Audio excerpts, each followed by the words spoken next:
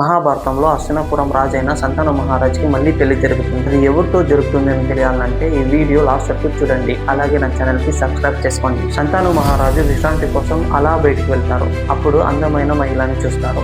ఆ మహిళ ఎవరంటే సత్యవతి. అప్పుడు సంతాన మహారాజు సత్యవతి దగ్గరికి వెళ్ళి నువ్వు చాలా అందంగా ఉన్నావు, నన్ను పెళ్లి చేసుకుంటావా అని అడుగుతారు. అప్పుడు సత్యవతి నేను మిమ్మల్ని పెళ్లి చేసుకోవడం ఏంటి, నేను ఒక చేపలు పడుతుంటాను అని చెప్తారు. అప్పుడు సంతాన మహారాజు పర్వాలేదు, నువ్వు ఈ ఊరికి ఒక మహారాణి అయితే బాగుంటుంది అని చెప్తారు సంతాన మహారాజు. అప్పుడు సత్యవతి ఏమంటారంటే నాకు చాలా సంతోషంగా ఉంది, ఎందుకంటే నేను మిమ్మల్ని పెళ్లి చేసుకుంటున్నాను, కానీ ఒక కండిషన్ అంటారు. అప్పుడు సంతాన మహారాజు కండిషనా, మళ్ళీ కండిషన్ ఏంటి అని అడుగుతారు. ఆ కండిషన్ ఏమంటే పెళ్ళైన తర్వాత మనకి ఒక పుత్రుడు జన్మిస్తే ఆ పుత్రుడు మహారాజు కావాలి అని కోరుకుంటుంది.